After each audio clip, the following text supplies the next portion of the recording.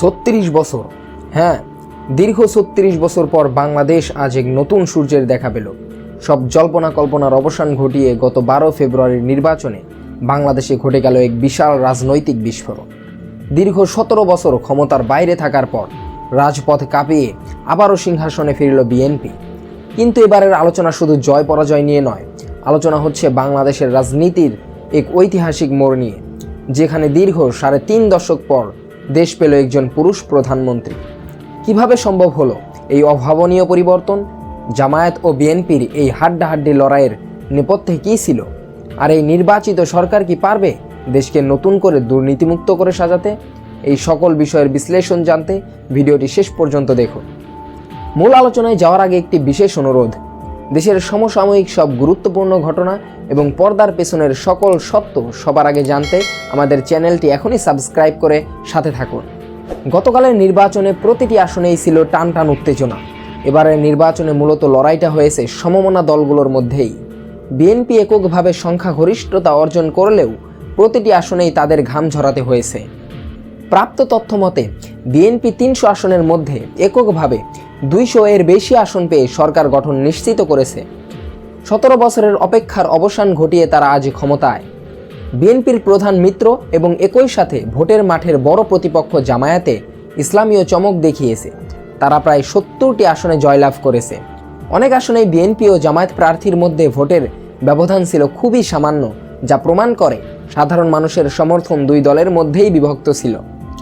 এবারের নির্বাচনের সবচেয়ে বড় হাইলাইট হলো লিঙ্গভিত্তিক ক্ষমতার পরিবর্তন। 1988 সালের পর বাংলাদেশের রাজনীতি মূলত নারী নেতৃত্বের হাতেই আবর্তিত হয়েছে। দীর্ঘ 36 বছর পর বাংলাদেশ একজন পুরুষ প্রধানমন্ত্রীকে বরণ করে নিচ্ছে। এটি কেবল একজন ব্যক্তির পরিবর্তন নয়, বরং বাংলাদেশের রাজনৈতিক সংস্কৃতিতে একটি বড় ধরনের শিফট। সাধারণ মানুষের মনে প্রশ্ন, এই নতুন নেতৃত্ব কি গতানুগতিক ধারার বাইরে গিয়ে নতুন কোনো ভীষণ উপহার দিতে পারবে?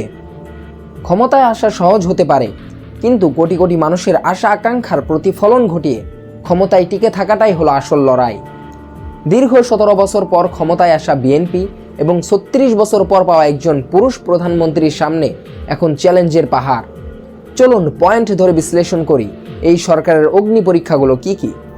বাংলাদেশের সাধারণ মানুষের সবচেয়ে বড় আক্ষেপের জায়গা হলো দুর্নীতি।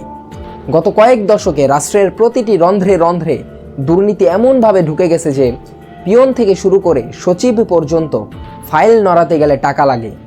নতুন সরকারের জন্য প্রথম চ্যালেঞ্জ হবে প্রশাসনিক সংস্কার। দুর্নীতি দমন কমিশনকে কি সত্যি দলীয় প্রভাবমুক্ত রাখা হবে, নাকি এটি কেবল বিরোধীদের দমনের হাতিয়ার হবে? গত কয়েক বছরে ব্যাংক থেকে হাজার হাজার কোটি টাকা পাচার হয়ে গেছে। এই টাকা ফিরিয়ে আনা এবং ব্যাংকিং খাতে শৃঙ্খলা ফেরানোই হবে নতুন প্রধানমন্ত্রীর সবচেয়ে বড় পরীক্ষা। যদি সরকার বড় বড় মাথাদের ধরতে না পারে, তবে জনগণের আস্থা ফেরানো অসম্ভব হয়ে পড়বে। মানুষের পেটে যদি ভাত না থাকে, তবে কোনো উন্নয়নই মানুষের চোখে পড়ে না। বর্তমানে দ্রব্যমূল্যের ঊর্ধ্বগতিতে মধ্যবিত্ত ও নিম্নবিত্তের পিঠ দেয়ালে ঠেকে গেছে। আমরা জানি দেশের বাজারে কিছু নির্দিষ্ট গোষ্ঠী সিন্ডিকেট করে পণ্যের দাম বাড়িয়ে দেয়। নতুন সরকারকে ক্ষমতা গ্রহণের 100 দিনের মধ্যেই এই সিন্ডিকেট ভাঙ্গার রূপরেখা দিতে হবে। বাংলাদেশের অর্থনীতির অন্যতম চালিকা শক্তি হলো রিজার্ভ। ডলার সংকট মোকাবিলা করে আমদানিকারকদের স্বস্তি দেওয়া এবং প্রবাসীদের রেমিট্যান্স বৈধ পথে আনার পরিবেশ তৈরি করা হবে অর্থনীতির বড় চ্যালেঞ্জ। শিল্প কারখানায় নিরবিচ্ছিন্ন গ্যাস ও বিদ্যুৎ সরবরাহ নিশ্চিত করতে না পারলে বেকারত্ব আরও বাড়বে। বিগত বছরগুলোতে সাধারণ মানুষের মনে একটি বদ্ধমূল ধারণা তৈরি হয়েছে যে ক্ষমতাবানরা যা খুশি তাই করতে পারে। আইনের শাসন প্রতিষ্ঠায় অপরাধী যে দলেরই হোক, তাকে বিচারের আওতায় আনতে হবে। বিএনপির তৃণমূল কর্মীদের প্রতি সাধারণ মানুষের যে ক্ষোভ বা ভয় থাকতে পারে, তা দূর করতে হলে কঠোর হাতে দলের নেতাকর্মীদের নিয়ন্ত্রণ করতে হবে। বিচার বিভাগকে যদি নির্বাহী বিভাগ থেকে পুরোপুরি আলাদা করে নিরপেক্ষভাবে কাজ করতে দেওয়া হয়, তবেই সাধারণ মানুষ মনে করবে তারা ন্যায় বিচার পাবে। এবারের নির্বাচনে তরুণ ভোটারদের ভূমিকা ছিল অত্যন্ত গুরুত্বপূর্ণ। লক্ষ লক্ষ বেকার যুবক এখন কর্মসংস্থানের আশায় তাকিয়ে আছে। কোটা পদ্ধতি থেকে শুরু করে নিয়োগ প্রক্রিয়ায় দুর্নীতির যে অভিযোগ বারবার উঠেছে, তা দূর করা জরুরি। মেধার ভিত্তিতে নিয়োগ নিশ্চিত করাই হবে নতুন নেতৃত্বের সার্থকতা। কেবল ডিগ্রিধারী বেকার না বানিয়ে বাজারমুখী কারিগরি শিক্ষায় গুরুত্ব দেওয়া এবং উদ্যোক্তাদের জন্য সহজ শর্তে ঋণের ব্যবস্থা করা এখন সময়ের দাবি।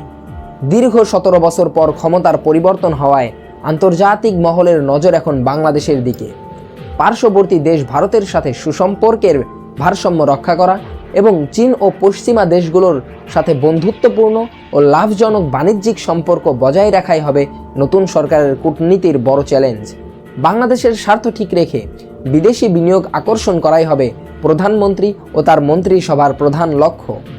এই চ্যালেঞ্জগুলো কিন্তু একদিনে সমাধান হওয়া সম্ভব নয়, তবে জনগণ দেখতে চায় সরকার অন্তত সঠিক পথে হাঁটা শুরু করেছে কিনা। বাংলাদেশের ইতিহাসে 12 ফেব্রুয়ারি একটি মাইল ফলক হয়ে থাকবে। দীর্ঘ 17 বছর পর বিএনপি এবং 36 বছর পর পুরুষ প্রধানমন্ত্রী, এই নতুন কম্বিনেশন বাংলাদেশকে কোন পথে নিয়ে যায় সেটাই এখন দেখার মূল বিষয়।